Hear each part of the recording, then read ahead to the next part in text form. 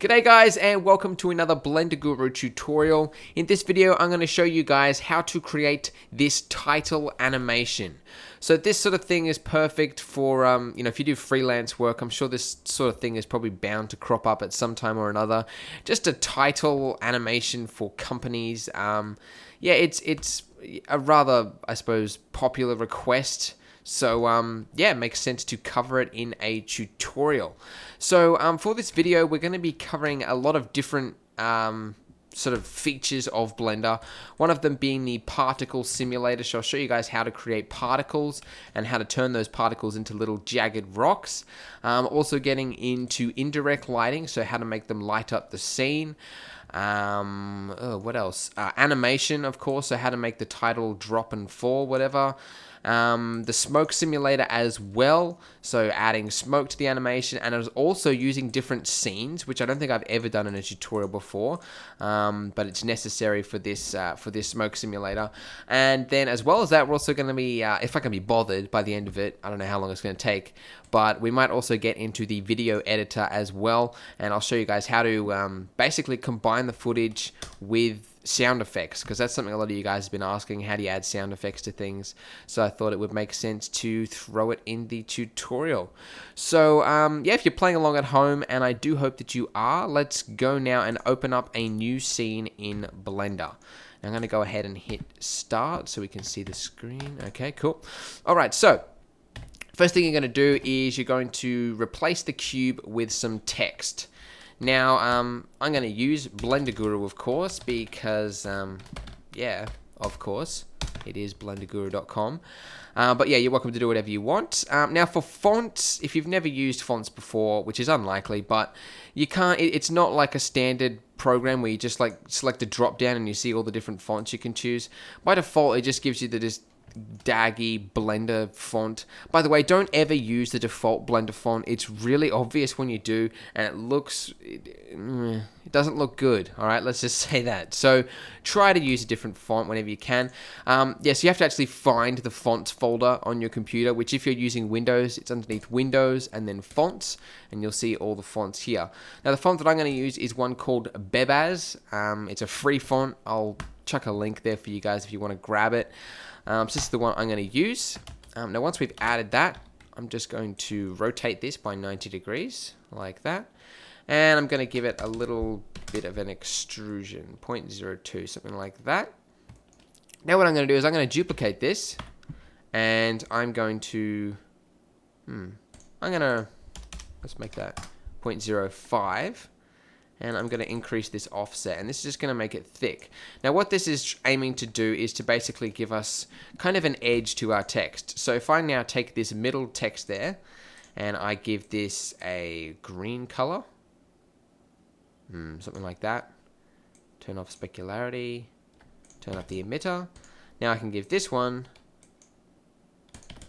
a white border. So we've now got this type of text there. I had it before where I didn't have this, like I just had the green text, and it looked very cheap. So I just find just giving it a little bit of an edge there does really help to seal the deal. The other thing I'm going to do, you might notice also, if you have this problem occurring, it's probably because you've turned up the offset a little bit too much. So just turn it down a bit. It's not perfect, like you can see in the corner there, you get a little bit of jaggedy artifacts, but it's not that obvious, so that's all right. Okay, what I'm going to do now, I'll set up the scene. So I'm going to delete this lamp. We're not actually going to be using any physical lamps. It's all going to be using indirect lighting. I'm going to position the camera right here by hitting Control-Alt number pad 0. I want it somewhere like that. And I'm going to make the focal length of the camera 20, just so that we can get up nice and close, and when we make the particles come out, the particles will really pop out and sort of throw it towards the camera, which should look pretty cool, hopefully. Alright, okay. Alright, now I'm going to add a plane. So let's just drop one of these in right here. Yeah. Drag that over. Okay. And now if we turn on indirect lighting, and also turn on approximate, because you need to turn that on, and then let's give it a fall off of value 1. If we render this right now, we should see this. So there are actually no physical lights in our scene, and the way it's lighting it up is basically because these materials have an emit value right here, emit 1. For both of them, it's now casting light onto the scene. So yeah, that's basically how we're going to do have the lighting in our scene right now. The strength, by the way, the fall off, like if we turn this up to 5, then we're going to see less light being spread out across the scene. So the higher you make that, the less distance the indirect lighting actually travels. But I'm going to leave it as 1. I'm also going to make the background black so that it matches the floor. The carpet matches the curtains. Cool. Awesome. All right, so now what I want to do is I want to give it a bit of a gradient looking effect. So what I'm going to do, I'm just going to drop in. Actually, did I say before we're not going to use any physical lamps? Sorry, I lied. We are going to use some physical lamps. So forgive me for that. I'm just going to drop one in there. I'm going to set this. Let's give it a value of 0.6. That. All right. And I'm going to duplicate this lamp, 1 for every letter going across. Now I'm going to move all of these to layer 2, like so. And I'm going to move the green text to layer 2 as well.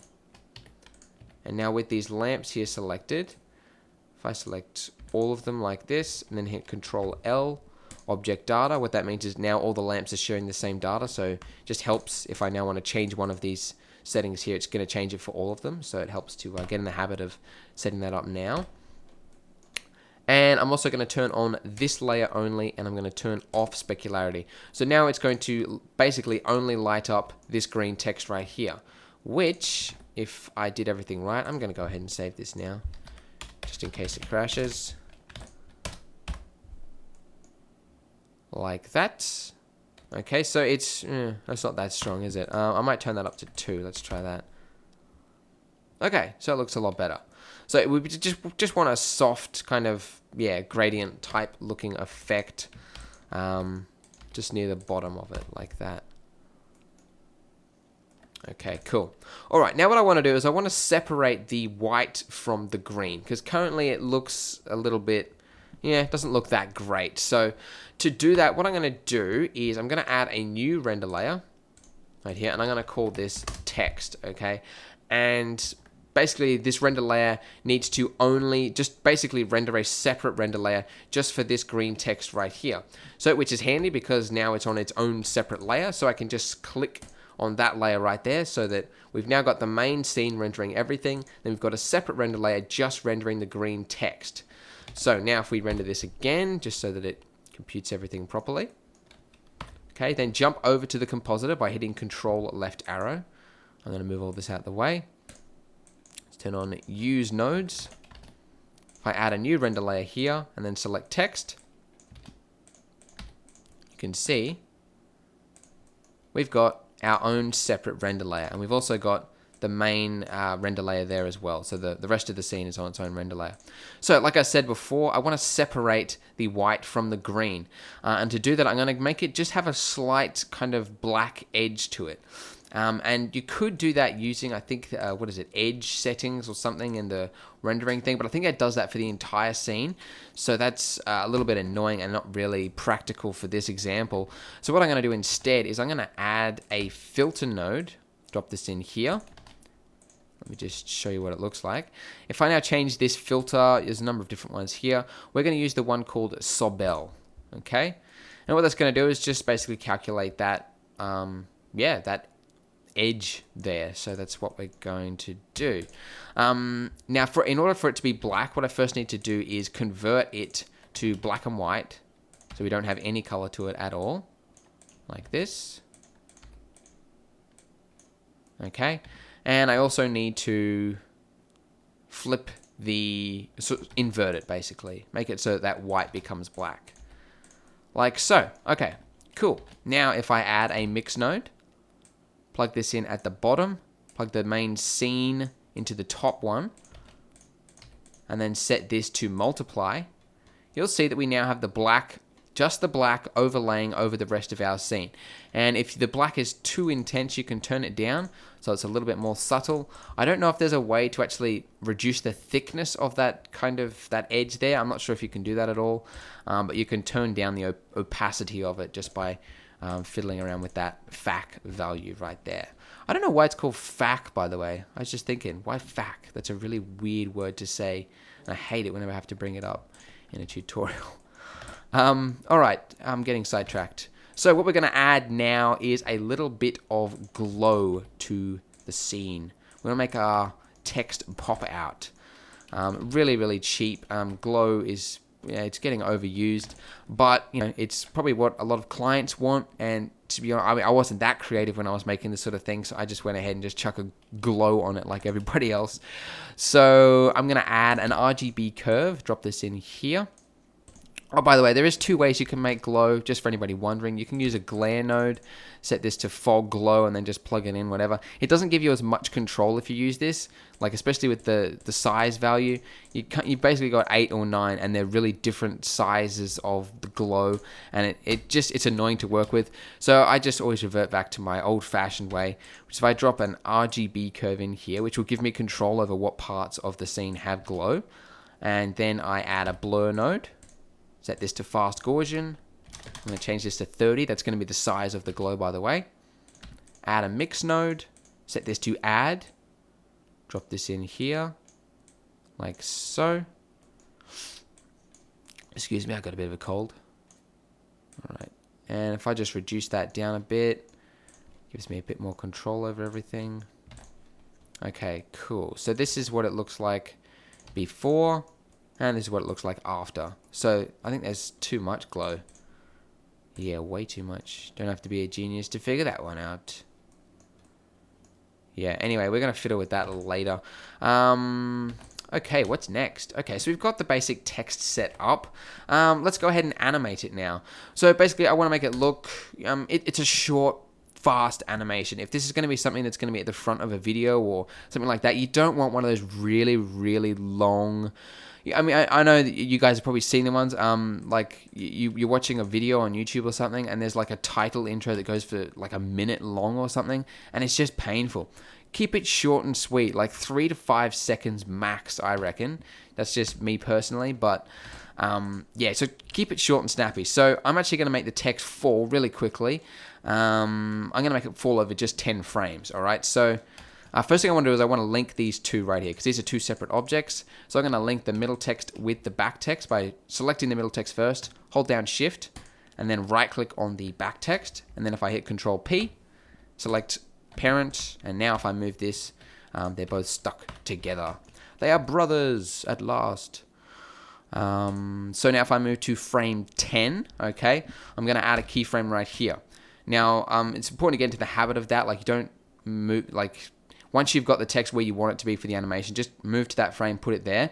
Now go back to frame 1 and then move it to wherever the starting position you want it to be. So now if I hit I, then location for the keyframe there. Now when I animate, that's what happens, okay? Now you'll notice that as it gets closer to the ground, it slows down a little bit. Not sure if you guys can see that, but it's it doesn't look too great. So what I'm going to do is I'm going to grab the back text there, jump into the graph editor right here, which is always fiddly. That's what we have to do, so we're going to do it. I'm going to remove the X and Y location because it's only the Z that's actually being affected here. Just move this across. Okay. And I'm going to press V. So these points here, the reason it's slowing down is that as it gets towards there, it's got like a smoothed off edge. So what we want to do is make that a rather sharp looking edge. So if you press V, you can change the handle type. So by default, it's set as like automatic. Let's just change that to vector. And you can see we get a more sharper handle. And now when the text falls, it falls a lot more aggressively, which is what we want. Okay.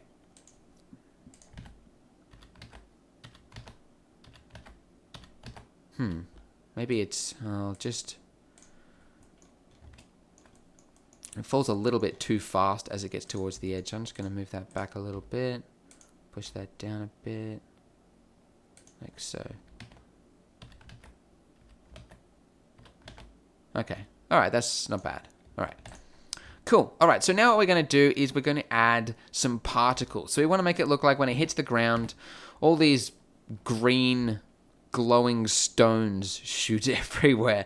It's a weird concept. I'm not really sure why I thought of it and tried to make it into an animation, but yeah, it looks all right anyway. So to make it so that those, the stones shoot out everywhere when it hits the ground, what we're going to do is we're going to use the particle system. So first thing we need to use a particle emitter. Now you could use the text if you wanted to. Well, you couldn't actually. You'd have to convert it to an object first by hitting Alt-C. But it doesn't look very realistic because then the particles would be shooting out of the text as it hits the ground, which doesn't look very realistic. So instead what I'm going to do is I'm going to add a circle. All right, I'm going to cut it in half like so, and then rotate it by 90 degrees. Scale it all the way down. And now select all those vertices there and then extrude it outwards. So it's covering the entire thing like that. Okay, now what I'm going to do, if I go into side view mode, I'm going to move those top vertices right there. And what else? I'm going to scale it inwards. So scaling along the y-axis. So just hit S and then Y. It will scale like this. Now this is really important, the way these vertices, the way these faces are facing, because the particles are going to shoot out in whatever direction those faces are. So if you set it like that, then the particles are going to be shooting out more upwards because, the faces are pointing upwards. But if you set it like that, then they're going to be shooting out that way more, which is what we want. So, cool. All right, so now I've got that set up. Let's go ahead, jump to the particle settings now. Click plus to add a new particle system. And the most important ones are these start and end frames. So you want the particles to come out in one big lump when the text hits the ground. So we know that the text hits the ground on frame number 10. So the start frame is going to be 10 and the end frame is going to be 10. So now if we replay this back, that's what happened. So now all the particles come out at once. But it looks like some weird fountain thing at the moment. It doesn't look very cool. One thing that we also need to do is increase the lifetime. So let's set that to 250. So it's basically the particles don't disappear. And I want it to be a little bit of random amount. So I'm going to set that to 1. And I'm going to set the normal amount to 3. So now when the particles hit, we have that effect, which is probably a little bit exaggerated, I think. That's too much. Let's turn that down. That's crazy, man. Come on. Yeah, it's not perfect. Whatever. It'll do. Okay, now, currently the particles are falling through the floor, if you hadn't noticed that. So, to make it so that it collides with the floor, select the floor, or the plane, and go to the physics panel, like that, and then select collision. And then the particle dampening, that defines basically how bouncy this floor is. So if you set that as nothing, then the particles are just going to bounce around, and they're never going to really lose any of their height. So if we turn this dampening up to say 0.8, give it a little bit of random amount as well, so they're all a little bit random. Now they all hit the ground, but now they're all sliding across the rest of the plane. That's because there's no friction. So let's turn the friction up. Something about 0.7, maybe 0.6. Give it a bit of random as well. Okay. And now they all land like that, which looks rather cool. All right. What else can we do? All right. One thing you also might want to do with these particles, you notice, just if you watch that, maybe watch it again, the particles behave very weirdly. It's because they're being cached and they're putting in keyframes, so they sort of jumble around. And the keyframes are defined right here in the cache settings. Like if you set, by default, it sets a keyframe every 10 frames, which is why you get them kind of move around in bunches after a while. I'll just play it again so you can see. No, not that time.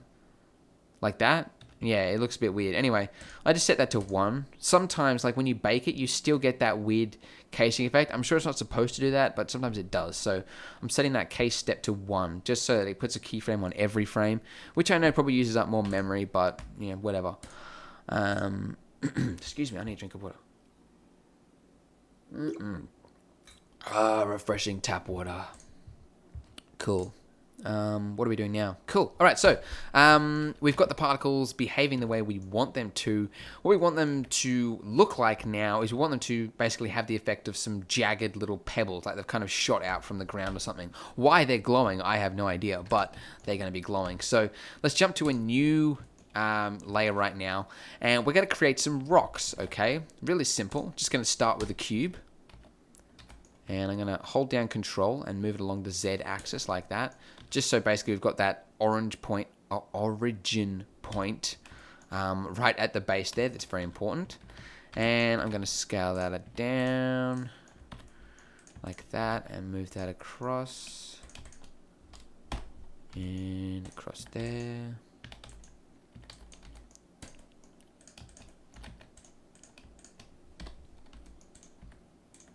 Okay, so it's just a weird kind of looking like a chip rock kind of thing.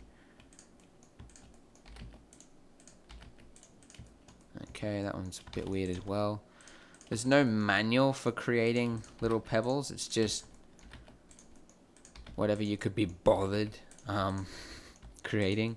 You can go into a lot of detail if you want. I'm just choosing not to. One, to keep my render times down, and the other because I don't want to.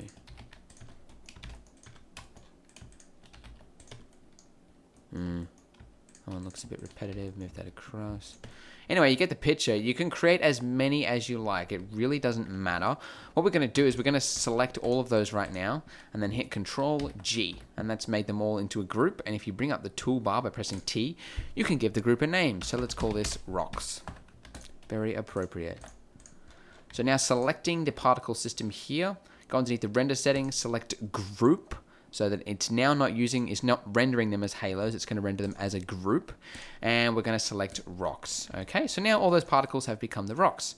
And then if you select pick random, it's going to use one of those rocks randomly. It's anybody's guess which one it's going to use. And yeah, it just gives a nice random effect. I'm also going to turn down the size of them because I don't want them to look like boulders. So something, 0.2 maybe, and then turn up the randomized size as well so that they all have different random sizes. Cool. So now that's what it looks like. Looks rather cool.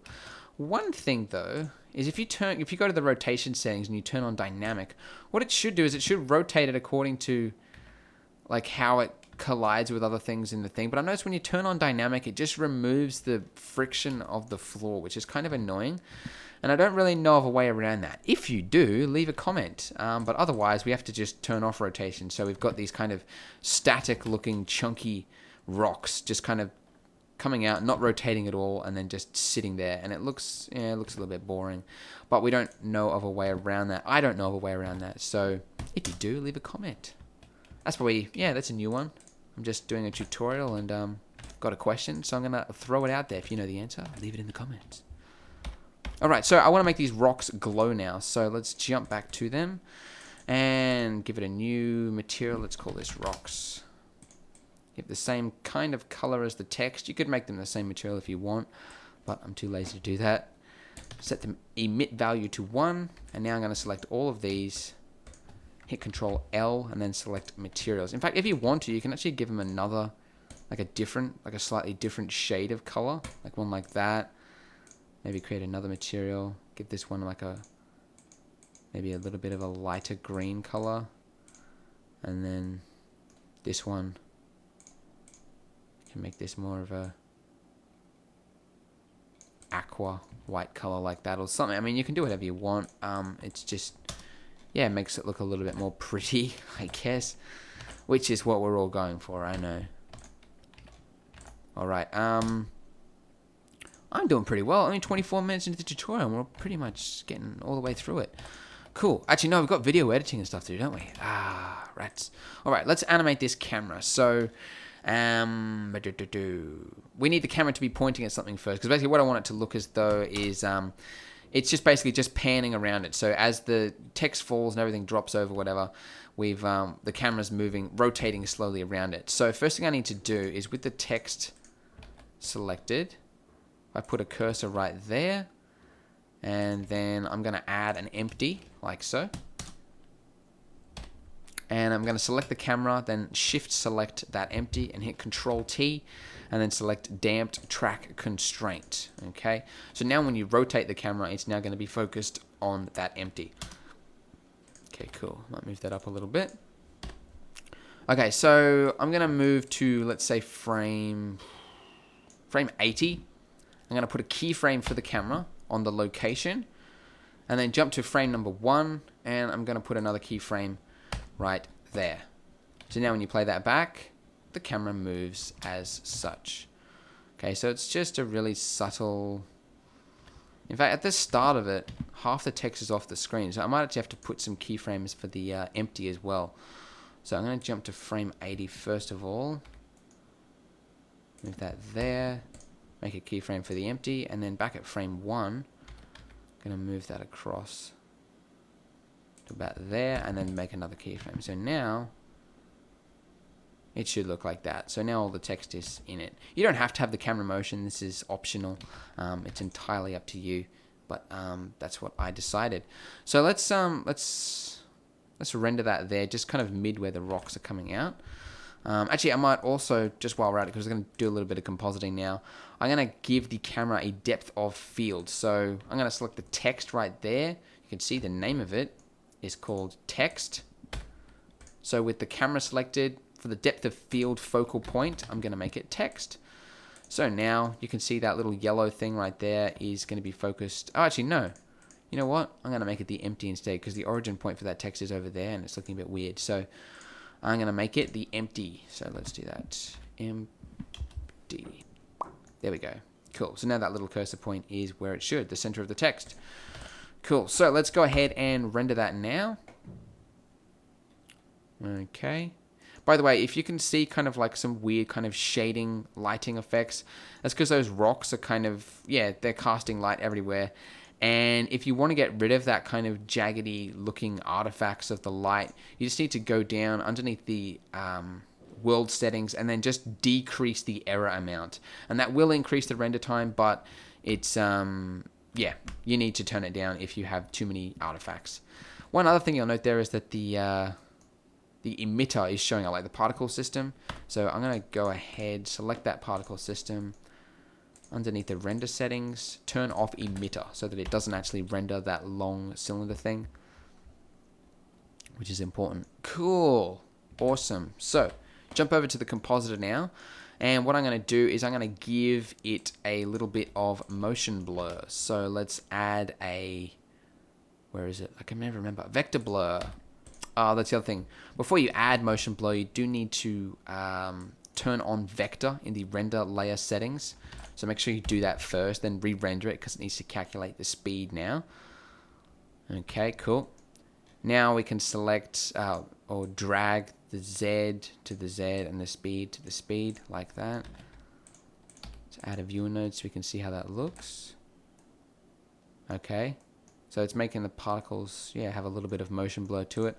I might increase the samples a little bit just so that it's not too fuzzy looking, because it can look like that sometimes. And I'm also going to turn on curved so that you get more realistic motion blur. Okay, cool. And I'm now going to also give it a bit of defocus as well. So I'm going to drop that in there.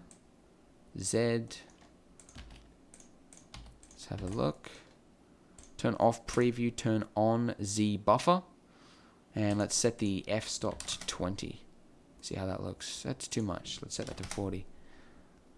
Basically, you want it so that when the particles land in front there, you have a little bit of depth of field in the way.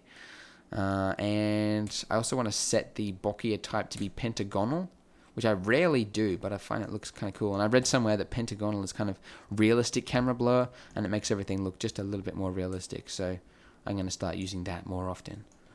And now you will too. Cool. All right. So it's All right. Well, it's looking a bit weird because that Sobel, that filter is going on top of the motion blur and everything, and it looks a bit strange. Probably should have realized that before. So what I'm going to do, I drag this over, let's unmove that, plug that in here. and then put that there, so that it's adding this blur after it's added the Sobel filter. Get rid of that, plug that in there. Okay, that's a little bit better. A little bit better, just a little bit. Okay, cool. What are we going to do now? Yes, we're going to add some smoke now. This is a really unprofessional tutorial. I'm just cruising around, whatever. So we're going to add some smoke. So if you've never used the smoke simulator now, if you've never used the smoke simulator before, now's a good time to start. We're going to just add a cube. Now this is going to be the domain, so the area in which the smoke is going to be calculated. So we just want it to be fitting the text. So we don't want it to be too big because of course it's going to take longer to bake. We just want it to fit the text. We want to make it as small as we possibly can because we don't like to wait around for things to bake. No, we don't. In fact, I tried to use the fluid simulator because I was going to do a tutorial on the fluid simulator recently. And I was going to, you know, the fluid control. Have you ever used that? Where you add fluid, set it to control something so it forms the shape of something else. Oh man, it was baking for like an hour for one frame and I gave up. It was too painful. So I'm sorry if you've requested a tutorial on how to use the fluid control. I just cannot wait around for 1 hour for one frame to bake for the fluid. It was painful. I mean, I have no idea why it, anyway. That's getting besides the point. Let's get back to the smoke. So I'm going to move the smoke to layer 4. Drop it in there, okay, like so. And what I'm going to do is I'm going to select my particle system here. I'm going to duplicate it, and I'm going to move it to layer 4 as well. And I'm going to remove the particle system that's currently there. I just want the object, and I'm going to add another particle system. Now, I know you're probably thinking, Andrew, you can add a second particle system to the one that's already there. You don't have to make it its own object. I know, but we're going to have to move everything to a new layer, a new scene in a minute. So that's why I'm doing it in this particular way. I'm going to make the emission 2,000 particles, and the start and end, of course, set that to 10, and the lifetime, set that to 1. Turn off emitter, turn off halo, and set that to point so we can see it. And then, there's bumping outside. With the particle selected there, underneath the physics panel, select smoke, then flow, particle system, and then select initial velocity, which will force the smoke out of that object at whatever speed the normal is set to, which is, it's going to be 2, by the way. So set that to 2. Now for the domain object, select smoke, domain, change this to 60 just so we can see how it looks. And it looks like that. Rather cool. So that's just going to give it the impression that something has just landed, and it looks quite cool. What else are we going to do? Yeah, you can turn on smoke high resolution if you want, and you can also increase the divisions. I think I used 90 and then like divisions of 3. High resolution divisions of 3, which gives you slightly higher realistic looking smoke. I haven't got really time to bake all of that, so I'm just going to leave it as is. I'm going to set this to 90 frames for the actual smoke to be calculated, and I might as well do that for the rest of the scene as well. So set that to 90. And all right, let's go ahead and hit bake all dynamics, and once that hits 100 on that counter there, then it means the smoke has finished baking. Okay, cool. All right, so that's how the smoke is looking now. Like I said, you can turn up the divisions if you want, but for this particular example, I think it looks just dandy. So I said before, before we get to that, let's add the lamps, because we're going to be moving this to a separate scene. So I'm going to have to give it its own light source. So I'm going to grab these lamps right here. I'm just going to duplicate them, move them to layer 4, just drop them in right here, and let's give this a color. Let's make it a nice green color like so, and turn down the amount to let's say 1. Let's try that, and I'm going to increase the distance to 2 just so it covers the entire smoke right there. And let's give this a render, see how it looks. It's going to try and do some compositing on it. Oh, that's right. Okay. Yeah. We haven't actually given it a material yet. So let's do that. So with the domain selected, add a new material, change it to volume. Let's set the density scale to 3. And I'm going to turn down the density for the object at 0. I'm also going to turn the step size down to a 0.05. So the smaller you make that, the clearer looking the smoke is going to be, but also the larger render time. So keep a note of that. Jumping over to the texture panel now, adding a new texture, set it to voxel data. Then for the domain object, just type in the name of this cube right here, which you can see in the bottom left-hand corner is cube 0.004. And select density and then turn off emission color. Alright, so now this should render. If I give it a render now, let's take a look. It doesn't look like it's done anything again. Oh, okay, no, there we go. Alright, cool. Alright, so the smoke is now appearing. That's great. I might just tweak that light color a little bit, make it a little bit more lighter. That's good. Alright, now as I said before, we are going to have to use a new scene. Okay, now this isn't something I normally do, but for smoke, and this is really the only time I ever have to use the scene, when you've got objects like particles passing through the domain cube things, even if you move this to its own separate render layer and you try to render it, you still aren't going to be able to calculate any motion blur from these particles right here. And it's just, I don't know why that is. I mean, I'm assuming it's because this is semi-transparent and you can't have transparency and motion blur in the same, window. So I'm assuming it's something to do with that, but anyway, we have to move it to its own scene layer. If you know a way around it that isn't involving a new scene layer, let me know, because it's something I've been wanting to figure out. But anyway, we're gonna have to do that. So let's add a new scene. Let's call it smoke.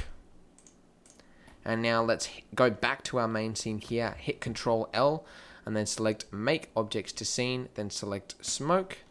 And now we can select these objects here and delete them. We also need to move the camera to that scene as well. So hit Control L, move to smoke. So basically, if you've never used scenes before, it's an exact, you've got your own new layers over here. And because you can see when that little origin point there is blue, which means that it's shared across scenes. So any value if you change the animation of this camera here, it's going to affect this one over here as well, which is very important because they're sharing the same camera data. So it's important that they are synced. So that's why we have that. Okay. Cool. Other thing you need to do with the smoke layer, you do need to turn on compositing. So let's just go node and hit use nodes. And let's just give this one render just to sort of activate the scene, because I found sometimes it doesn't properly recognize. Oh, you need to make it so there's smoke. Yeah, if you don't render anything on the actual new scene, it doesn't actually add it to the other one. It's kind of weird. Anyway. Alright, jump back to the scene now. Go to the compositor, and we're going to add a render layer here. And here you can see we've got two different types. We've got scene and smoke. So let's select smoke. Then go mix, add. Make sure that this one is at the bottom and set that to add. And now if we re-render everything, need to make sure you've also selected both of those right there. Let's re-render that. Now, if you've done it correctly, it should render this, then it will switch over to the other scene, and now it's going to re-render the smoke. So it's doing two renders together. Okay, and now if you jump into the compositor, you've got the smoke layer there. If I add a viewer node, you can see I can combine the two, just like that. And that is how you combine two scenes together. So like I said, I mean, I rarely have to use scenes, but it's just for this particular example so that we can have motion blur, depth of field, and have smoke in the same thing. So that's why we're setting it up like this. All right. I can't see everything. There we go. Better. All right. So what are we going to do now? We've pretty much set everything up exactly as we want it. We've got the animations going. Yeah, so I said before, I'm going to show you guys how to do some video editing, add some sound effects, all in Blender, so let's get to that. In fact, I don't think I've ever really done this, but I'm going to render this out to an animation. I'm going to show you guys how I do it. So I'm going to change the resolution from, just 1280 to 720, like that. Make it 100%. Anti-aliasing set to 8. and make sure this is set to PNG. That's the best, or not the best, but it preserves most of the color data and things like that. Make sure that's RGB, and then select an output folder. Now it's important you basically give it its own separate folder, or else it's going to be a real pain where if you just drop it in anywhere, because you're going to have to try and find all the frames. I'll show you what I mean. Let's just go new thing. Let's call this tutorial frames. Drop this in here, and then select accept. Now, yeah, like I said, it's important that you give it its own folder, because what it's going to do is it's going to render each frame. It's going to make it its own PNG. Okay, if you've never done this before, that's basically the best way to do it. Don't ever use one of these like render it to AVI movie kind of thing. It's always dodgy, and if it crashes halfway through, you've got nothing to show for it. So at least if you set it to PNG, if it crashes halfway through, you've at least got half the frames, so you can start off where it left, if you know what I mean. Okay, cool. So let's go ahead and render this now, and yeah, I'll let you know when it finishes. And there we go. So now it's finished rendering out all 90 frames. So if you go to the folder that you specified before, you should see what looks something like this. You've got each frame is its own separate image, which you can open up and have a look at. So yeah, so once we've got these images now, what we're going to do is we're going to create a final video with it within Blender, and we're going to add sound effects to it as well. So to do that, what we would need to do is jump over to the video editor. Now you can do it from the project that you've been working on. However, I find that if you do that as you're working in the video editor, because you've got a scene in the background here with like smoke and things like that, it can actually be really slow. Like as you're using it and you're scrubbing through all the frames and everything, it can slow it down because it's moving all the frames in the background as well for the rest of the scene. So what I normally do is I actually open up just a fresh version of Blender, and then I jump into the video editor from there. So with this open, I'm going to go ahead, click add image, and jump over to the folder in which all the frames are saved. Okay, then just hit A, and that's going to select all of them like that, and then hit add image strip. And then if you just press G, and then just drag that right over to the start there, you can see that as we scroll through it like that, you've now got everything animating there. So to add sound effects, first of all, you need to find some sound effects.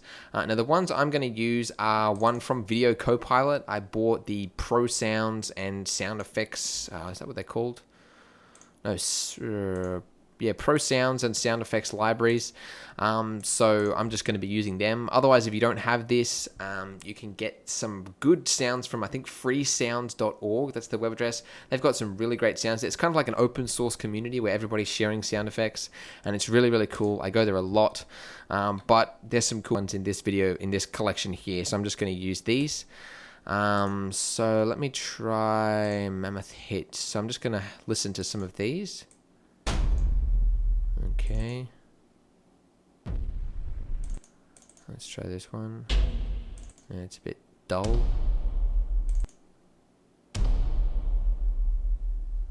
That one's got a bit of an echo. That one's crap. That's terrible. That doesn't sound... What is that?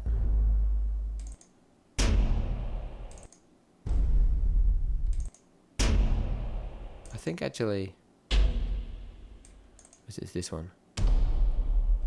Yeah, that one's pretty good. So I found this one that I want here. So I'm just going to drag this over to the Blender window.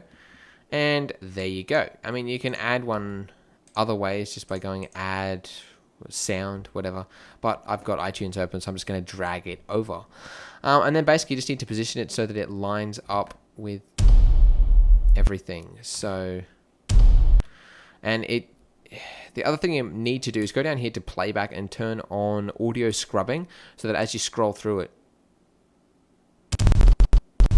you can actually hear it. So that's really important that you get it sort of synced up. So I need to move this forward. That needs to be forward even more.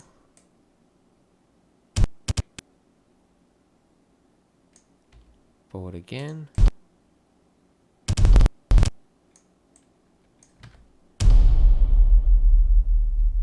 And what I might also do is grab another sound effect of kind of, what would you call it? Heat. I think it's heat, something like that.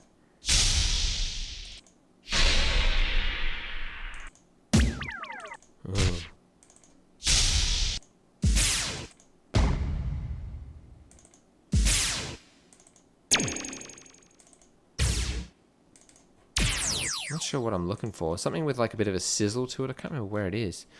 Boiling crash.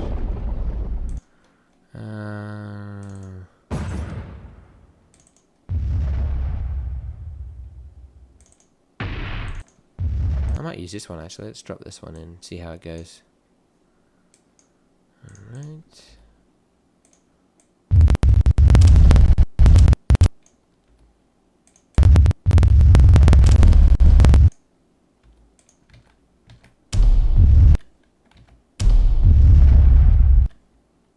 Alright, so this needs to be lined up basically with frame 10. Be 1 over. And you might want to, if you've got two sound effects like this and you want one to be a little bit softer, you can go down to the volume right here and just turn that down to like 0.5 or whatever. And it's going to be, just make it a little bit softer.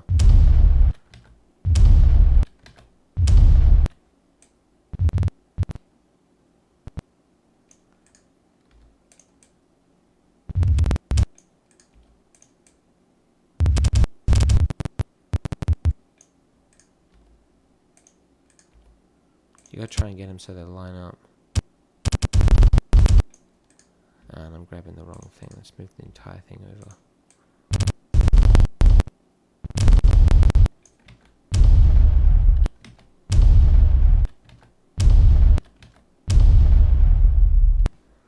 And I'll turn that down just a little bit more. And just for the sake of it, I might as well add something with a bit of glass to it as well. So let me just, let's go glass. Whoa, not like that. Glass.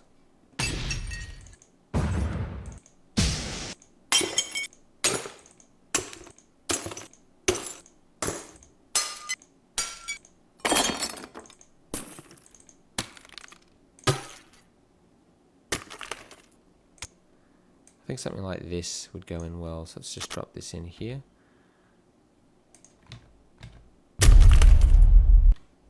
And I'll turn that down a bit as well.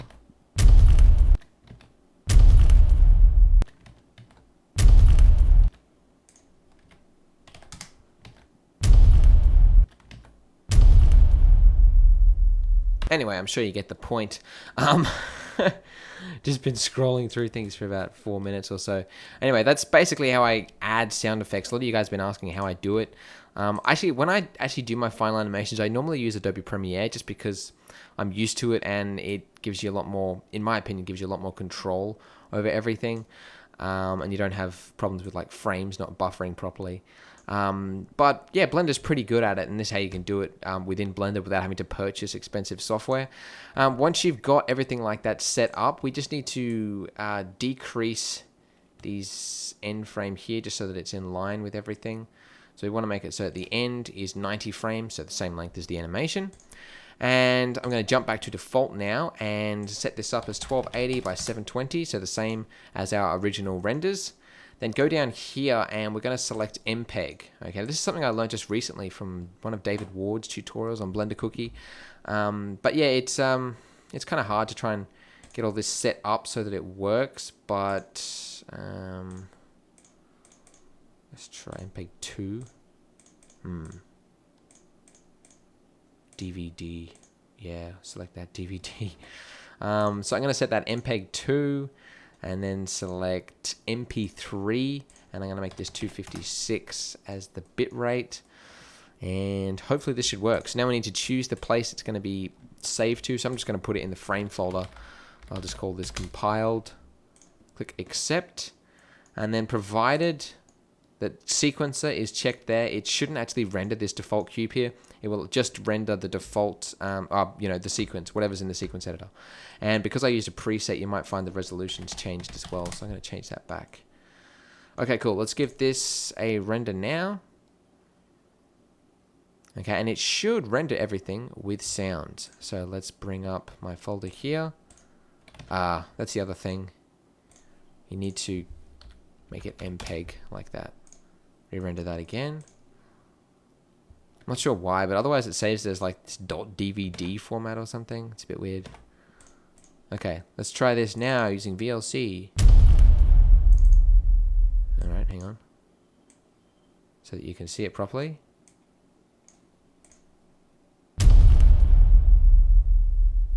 And there you go. So that is how you create a title animation from start to finish, all using Blender.